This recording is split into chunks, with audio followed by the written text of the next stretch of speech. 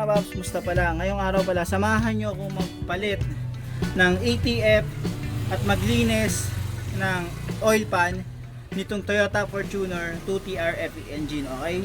So simulan na natin to mga paps. So okay mga paps, bakit ako magpapalit ng ATF? Yung ATF dapat pinapalitan yan every 40, 80, 120, 160 magpapalit kayo ng ATF. So ano na yan, dapat yan ginagawa talaga ng ganung interval yan. Ngayon, ano bang ATF ang gagamitin ko? Gagamitin ko ay T4. So yan. Ito yung dipstick, kunin nyo. Nakalagay naman yan dito kung gagamitin yung ano, tawag dito, ATF. So ayan, nakalagay dyan, no? T4, ano, type T4. Ngayon, walang dipstick. Kung hindi nakalagay sa dipstick, check nyo sa owner's manual nyo, nakalagay ano yung gagamitin nyo. Posibleng WS or T4. Okay? Kung wala kayong owner's manual, check nyo online. May nakalagay doon kung ano yung possible na ATF na gagamitin nyo. So dito, gagamitin ko ito, T4. Ito yung gagamitin ko. Yan. Okay? So yung gagamitin ko. Ito, binili ko sa kasa yan. So bukod sa pagpapalit ng ATF, lilinisin ko rin ng oil pan. Tapos, lilinisin ko rin yung oil filter kasi ano yan budget meal to mga paps budget meal ano to ATF change. Simulan na natin to dito mga paps. Ngayon bago natin i-drain yan, tanggalin nyo na to, yan. Hayaan nyo na nakaganyan yung dipstick nakatanggal. Ngayon i-drain ko na yung ATF mga paps. So ito ay 14mm, ngayon maglagay kayo ng salalayan gaya nito. Yan. Tapos break na natin yan. So yan siya.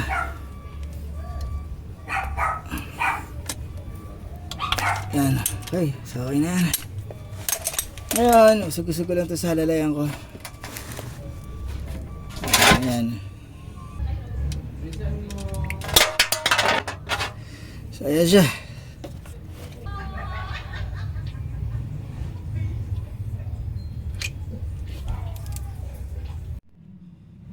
So pag na-drain na natin yan mga paps, tulad yan, ibabalik ko na yung ano, ito, yung drain plug. Balik na natin yan.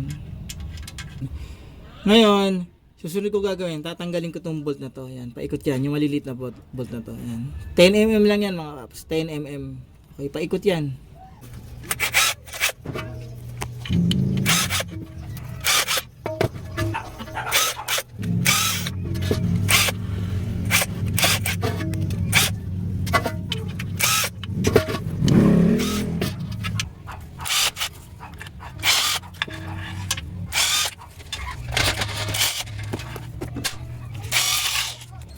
So okay mga paps, ayan, tanggal ko na lahat ng bolt, yan, linis na yan, paikot yan, ikot. Ngayon, tatanggalin ko na yung oil pan. Ngayon, sa pagtatanggal ng oil pan, ito may nakakonect pa yan ditong isa, yan. So, yan. Nakita nyo to? Hihilahin ko na lang pababa yan, mabababa na natin to. Kumbaga parang naka ano lang yan, nakapasok lang yan.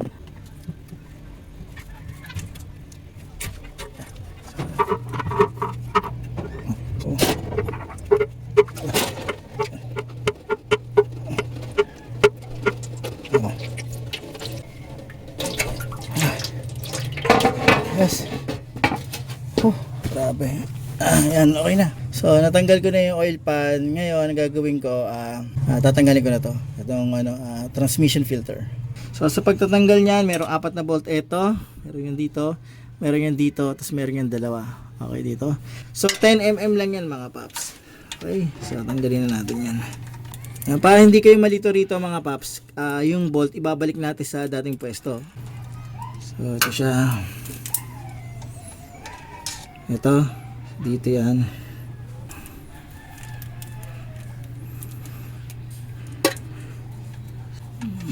Dito.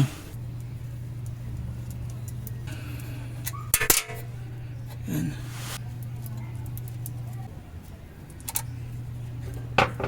So, yan siya. Ngayon, tanggalin ko na to. Ito ang pinaka ano, oil filter. Yan. Ngayon, para hindi malito, babalik ko yung bolt.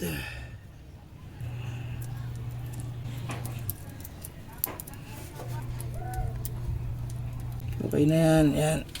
Tapos, yung dalawa sa dito. Tapos, dito. Yan. Para hindi malito. Okay na yan. So So okay mga paps, ito yung transmission oil pan saka transmission filter para sa Toyota Fortuner. So ano ko na to, linisin ko na to. Yan. Pakita ko lang sa inyo to mga paps. Yan. Pakita ko. Ay, gusto. Yan nga. Ito yung magnet. Pakita ko. So ito yung magnet niya. Yan. Ito siya. Ano kasi yung camera ko malabo. Ganun din sa bila. Mga maliliit na rebaba. Metal shavings ganyan. Kunti lang naman. Kasi na to, malamang nalinis na nila to. Kaya ganito. So ito yung filter. Sa inyo yung filter. Itong filter lilinisin ko lang to kasi medyo budget meal tayo ngayon at saka chinek ko yung filter. Yan, ito kasi yan yung filter niyan, mesh lang yan. Okay, so mesh yan. So pwede pa naman to. Yan, tingnan mo, wala pa namang sira. Sa nasisilip ko wala pang sira, ayan wala pa namang sira. Dito sa kabila wala pa naman. Kailangan lang to ng nalinis. Linisin ko na lang. Yan.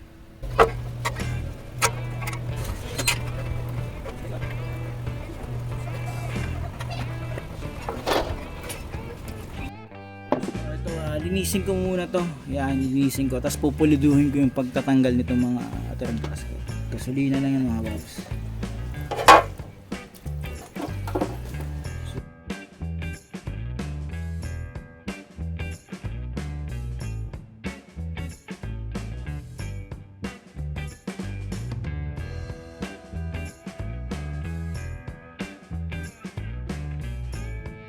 So okay mga paps, natsaga ko ng linisan yan. Nakita nyo naman, di ba? Yan na yung pinaka best kong magagawa. So natanggal ko na yung pinaka niyan. Ngayon i-brush ko na lang.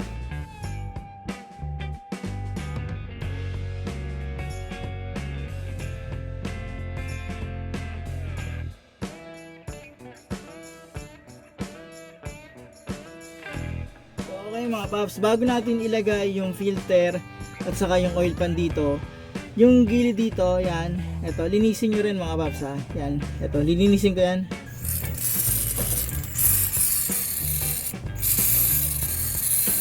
Yan, ito na ito part na to.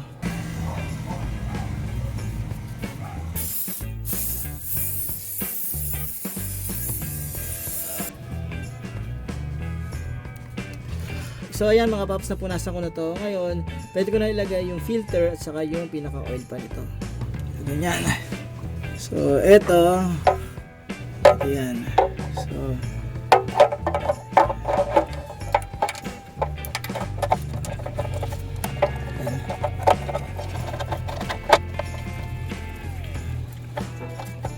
So ngayon mga paps, ito-torque ko na to. So ang torque nito ay 10 Newton meters. Okay? Dapat na yan. 10 Newton meters lang yan.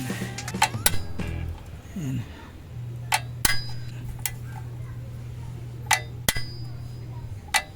Yan. Yan. Okay. Yan. Okay. So okay na yan.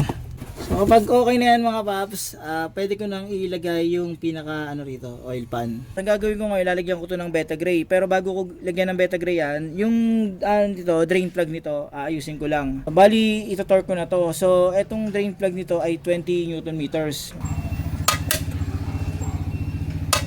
Okay, so 20 Newton meters yung set ko niyan. So ayan, torque to specs ko na tong drain plug. Ngayon, huwag nyo kalimutan ilagay yung magnet sa sa dati niyang pwesto. So meron namang yan. Huwag nyo kalimutan yan Tapos noon mga paps, dito kasi dapat may gasket. Nangyari kasi hindi ako nakabili ng gasket kasi kasama yung filter. Ang ina-expect ko kasi talaga pagka ko nito, babaklasin ko, gagamitin ko na lang yung old gasket nito. Walang nakalagay na gasket. So hindi ko alam kung anong ginawa ng unang gumawa rito. Siguro diniskartehan na lang nila o wala silang nahanap na gasket. So ang gagawin ko na lang, gagamit na lang ako nitong Beta Gray. So yung pag-apply ko ng Beta Gray dito, medyo marami pero hindi siya sasabog sa loob hangga't maaari. Okay? Tapos papatuyuin ko maigi to. So lalagyan ko na to ng Beta Gray. Tapos mamaya pagkalagay ko ng beta gray, isasalpa ko na ron. Hindi ko na mapapakita yung pagsasalpa ko kasi ano eh, medyo mahirap yung ano yung posisyon ko doon sa ibaba. Papakita ko na sa inyo mamaya pag hihigpitan ko na. So ito, lalagyan ko na to ng beta gray mga paps.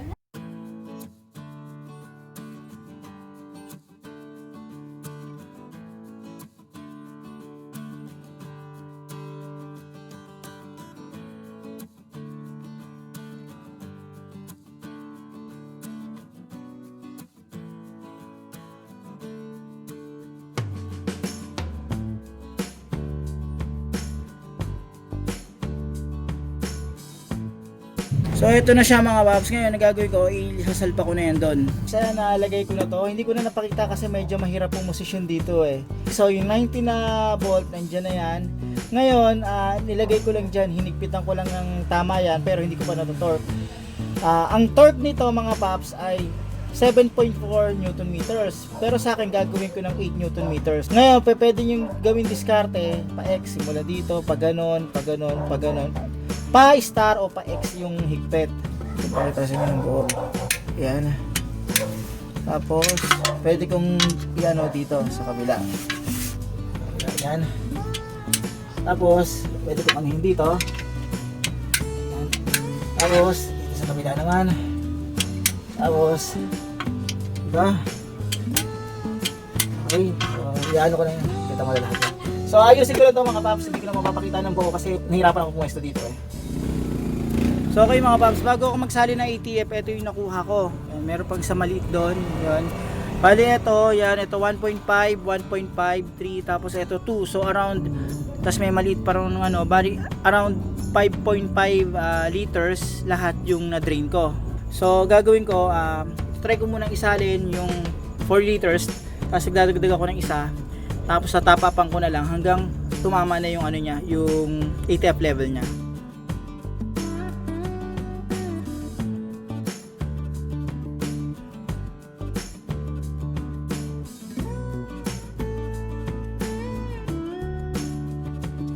Ngayon, papaandarin ko tong makina.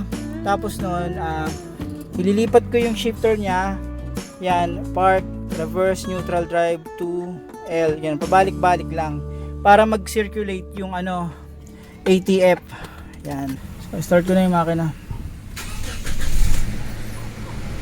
Ayan. Ayan, ito. Papalipat-lipatin ko yung ano niya, yung shifter niyan. Okay, so park.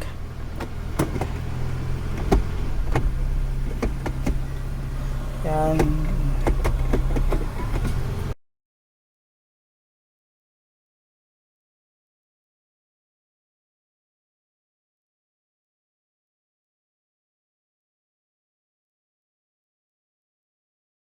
Ngayon gagawin ko, papainitin ko lang yung makina.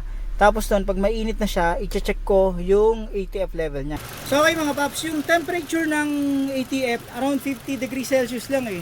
So hindi pa talaga siya ano consider na hot para sa akin usually kasi around 60 to 80 yan. Kapag hindi ko kinaya ngayon, bukas i-test drive ko, tapos pag drive ko ng around 30 minutes, i-check ko.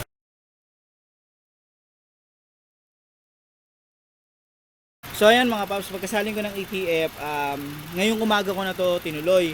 Okay? So ito, nag-test drive na ako, okay naman, chinek ko, wala naman leak.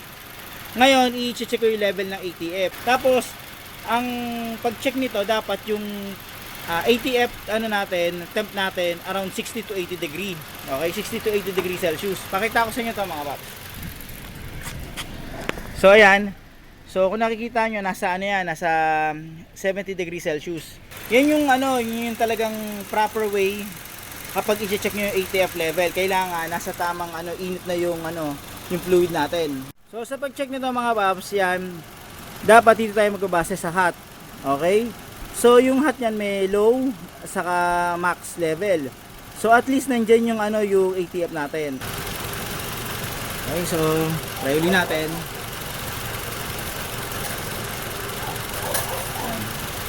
So ito siya mga paps, ano? Ayun oh, nasa ano siya. Hindi ko mapakita mga paps, pero yun siya oh. Nasa ano na siya, nasa pagitan na siya ng ano ng low at saka max ng hot. Ayan. So yun siya, yun oh.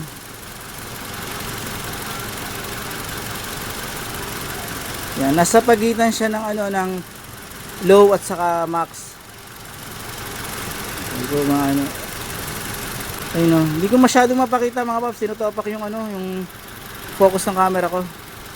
So okay mga paps, hanggang dito lang yung video na to. Sana kahit paano, itong video na to, nakatulong to in case na magpapalit rin kayo ng ATF or maglilinis kayo ng oil pan or magpapalit kayo ng ATF filter para sa 2TRFE na engine na Toyota Fortuner. So itong method na to, halos parehas lang ito sa Toyota Hilux saka Toyota Innova na merong 2TRFE engine. Okay? So, ang pinagkaiba lang, i-double check nyo lang yung ano, yung capacity ng ATF nyo at saka syempre, baka mamaya may pagkakataon na ano yung ano nyo, yung unit nyo hindi T4. Baka mamaya WS. I-confirm nyo pa rin sa owner's manual kung ang gagamitin nyo ay T4 or WS. Okay? Paano mga paps? Maraming salamat sa inyo.